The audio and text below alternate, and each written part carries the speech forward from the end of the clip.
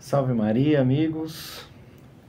Estive um tempo aí longe aí das telinhas, né, da internet do canal, porque eu tive aí um semestre bastante corrido, né, com a faculdade, com os deveres de estado, e eu fui muito demandado nesses últimos tempos, então eu não tive tempo hábil para poder dar continuidade no canal, né?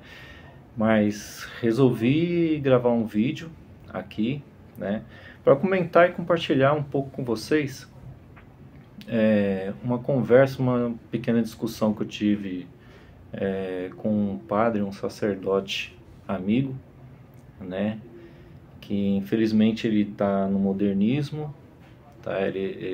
Se a gente pudesse classificar, ele seria como que uma daquelas pessoas que estão ligadas ao grupo mais à direita católica, né? Um padre mais conservador, meio estilo Padre Paulo Ricardo. Tá. É um padre que eu conheci ele já desde que ele era seminarista, ainda quando eu estava também no modernismo.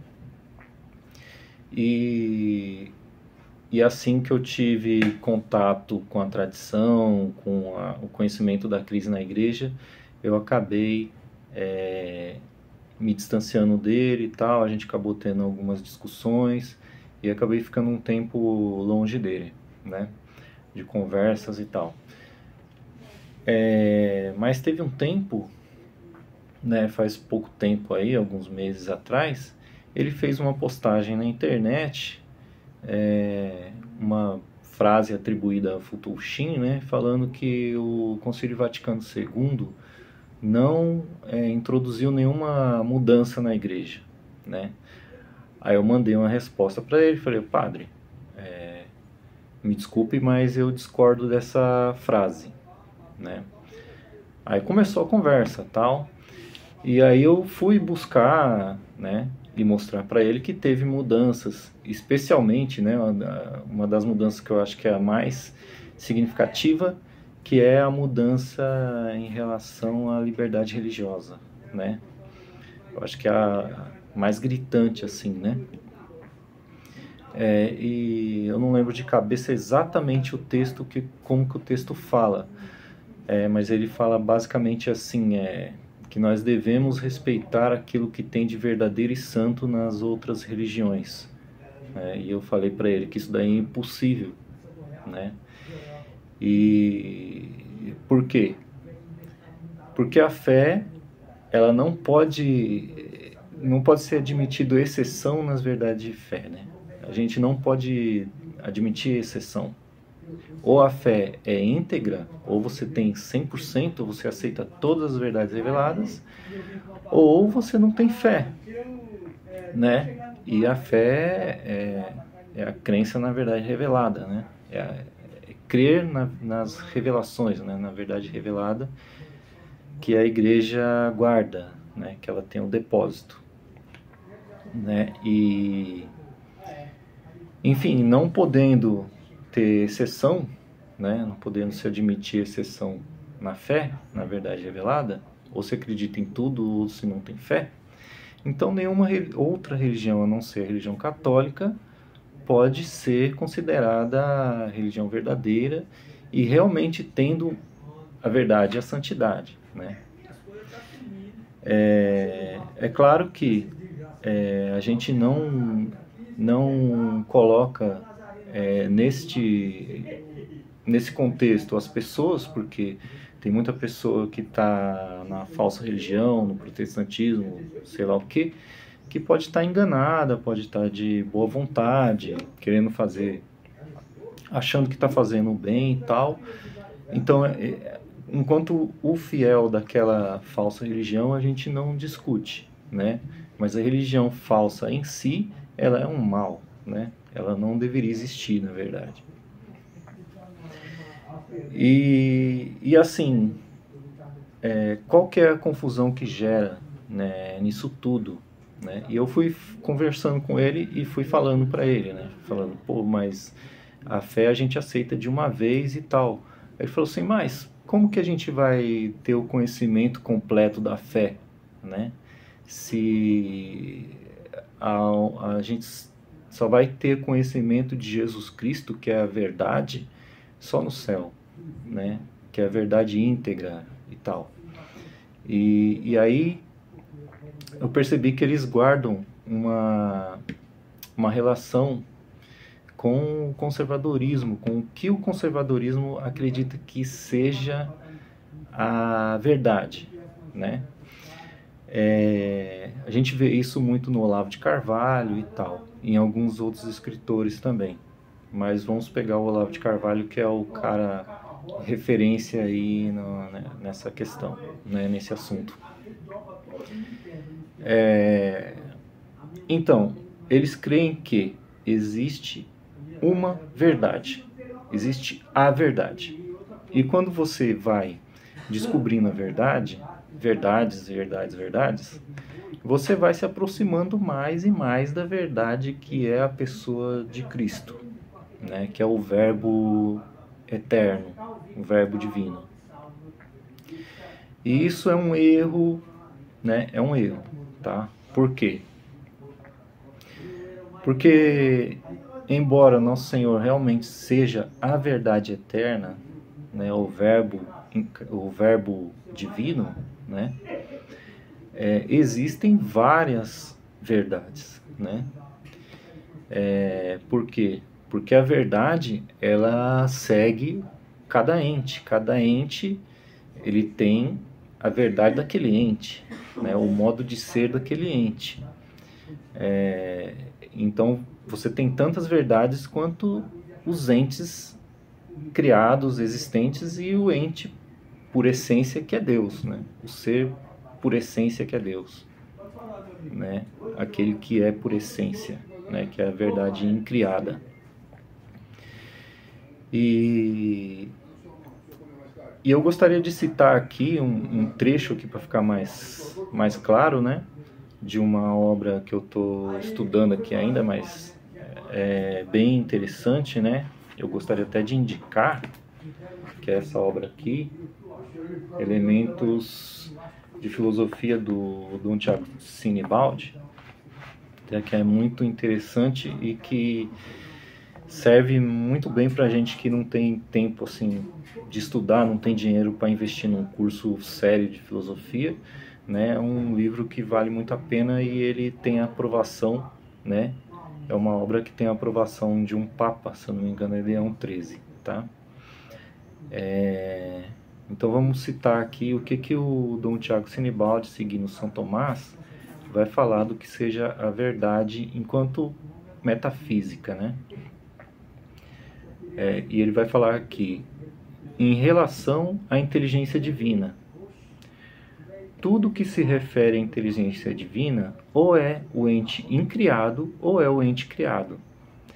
Ora, o ente incriado não só se refere e corresponde à inteligência divina, mas identifica-se com ela, porque em Deus o ser e as faculdades são uma e a mesma coisa. Também o ente criado não pode deixar de se referir e corresponder ao arquétipo da inteligência divina, que Deus imitou e exprimiu na produção das coisas. Aliás, deveria dizer-se que Deus ou não soube ou não pôde reproduzir as próprias ideias nas obras criadas, o que é absurdo. Logo, todo ente é verdadeiro em relação à inteligência divina. A verdade que compete ao ente nesse sentido é necessária e atual. Então, o que ele está dizendo aqui que o ente, enquanto se refere à inteligência divina, ou ele é incriado, ou ele é criado, né? O incriado é o próprio Deus, né? O ente, a verdade incriada é o próprio Deus, como a gente estava falando. E a verdade criada é o ente criado, né? Que imita os arquétipos, que são os ideais, né?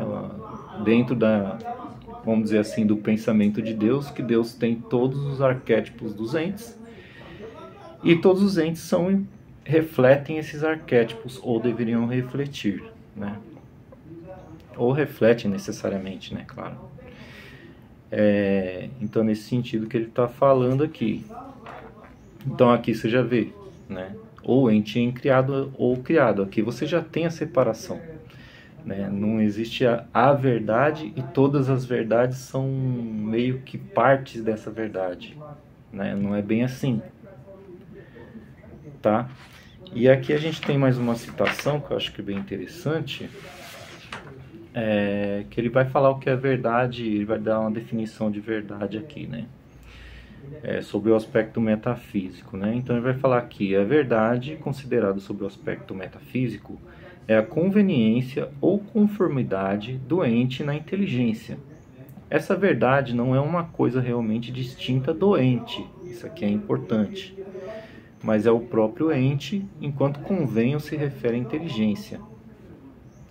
A verdade metafísica costuma denominar-se também transcendental, ontológica ou objetiva, porque transcende todos os gêneros e todas as espécies e existe nas próprias coisas, independentemente da nossa consideração. Certo? Então aqui ele faz essa diferenciação, aqui ele faz nessa definição, ele mostra que a verdade ela não se difere realmente do ente. Ela é um aspecto do ente enquanto se refere à faculdade que é a inteligência, né? Se a gente estivesse falando da bondade, a bondade é um aspecto do ente que não se diferencia realmente do ente, mas enquanto se refere à vontade, né? A faculdade da vontade. Então aqui você já vê, né? Assim como existem diversas variedades de bens, né? Vários tipos de bens, tem bens materiais, bens da virtude, bens espirituais e o bem que é o sumo bem, né? E que você não pode confundir isso sem entrar num panteísmo, não é verdade? Então, tendo exposto essa parte, continuando o que a gente estava conversando sobre o relato, né, sobre o debate com o sacerdote em questão, você percebe o erro que essa visão que esse conservadorismo tem colocado, tem trazido para as pessoas, né, que é essa questão da verdade como sendo uma só, todas as coisas são verdade e todas essas verdades fazem parte dessa única verdade, como se essa verdade tivesse se dividido em várias verdades, ou não sei, ou as coisas não são verdadeiras realmente, ou só são verdadeiras enquanto são, sei lá, a verdade incriada. Não dá nem para explicar isso assim, não dá nem para falar. Mas é como se todas as coisas fossem unidas a essa verdade. É meio que um panteísmo com relação à verdade, tá? Então, o que isso daí vai ocasionar? E é esse que é o ponto central desse vídeo, que eu gostaria de mostrar que é o principal erro, tá? É você encontrar verdades nas falsas religiões e dizer que ali tem elementos de santidade, tá? Que essas verdades têm que ser respeitadas, como se essas verdades fossem degraus para se chegar à verdade revelada, né? A verdade única que eles vão falar que é Nosso Senhor. Isso é uma falsidade muito grande e leva a um erro muito funesto, tá? Por quê? Porque, como eu disse no começo, a fé, ela não é aproximativa, né? Existe um sermão do padre Ivan, do IBP, que ele fala muito bem isso aí, né? A gente não pode chegar à fé por aproximação. Então, as verdades que vamos dizer assim, dentro do protestantismo, para usar como exemplo, né, você tem algumas coisas que aceitam as escrituras, eles aceitam alguns sacramentos, eles aceitam o batismo e tal.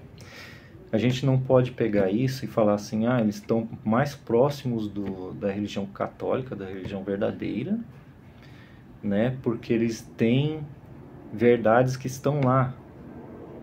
Isso é falso, muito falso, tá? Porque a fé, ela depende da autoridade de Deus. É Deus que dá credibilidade a essas verdades, não aquela religião falsa, tá? E o que isso vai acabar trazendo? Vai acabar trazendo uma noção de que a heresia tem algo de bom. Por quê? A heresia, o que é heresia? É você escolher as verdades que você crê, né? Então o protestantismo, por exemplo, ele crê, quer dizer, são pessoas que se consideram cristãs, batizadas, né? Que acreditam em verdades, algumas verdades, não todas, né? Não aceitam todas, algumas eles recusam. Faz com que essas religiões se aproximem, né, da verdadeira religião, porque elas aceitam essas verdades, não outras, e como se essas verdades fossem degraus para chegar à verdade que eles vão falar que não é nem a Igreja Católica, mas é Jesus Cristo, tá? É verdade que a Igreja Católica guarda, né, no seu depósito. E isso vai trazer uma visão de que existe algo de bom na heresia, que são essas verdades que eles pegam, né, que eles não excluem, né, e que vai chegar a esse caos que é hoje, né, de você aceitar todo tipo de manifestação religiosa como se tivesse, não, ali eles creem em Deus e isso já faz com que a gente seja irmãos separados, sei lá, coisa do tipo, né, que a gente escuta por aí. Então,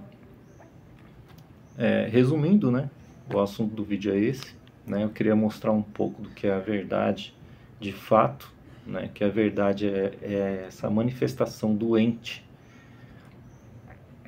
na inteligência, né, essa conformidade doente com a inteligência divina, enquanto ele manifesta os arquétipos divinos, né, os arquétipos dos entes criados que Deus criou, né, e enquanto eles são inteligíveis para a gente, né, enquanto a nossa inteligência tem a capacidade de conhecê-los, né, e de se conformar a essa manifestação, né, a essa verdade que eles manifestam, né, e que as verdades vão depender do ente, né, não tem nada a ver, porque se existisse uma única verdade, existiria um único ente.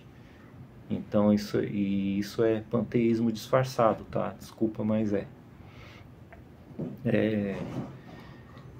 Então, aí está o erro, né? Um erro, uma consequência grave que você chega seguindo as orientações do Concílio Vaticano II a respeito da liberdade religiosa, tá? Então era isso que eu queria mostrar e espero que ajude, né, aí vocês a compreenderem um pouco mais aí das coisas. Na medida que a gente vai aprendendo aqui, a gente vai compartilhando também, né? Então, salve Maria, espero que vocês tenham gostado e até mais.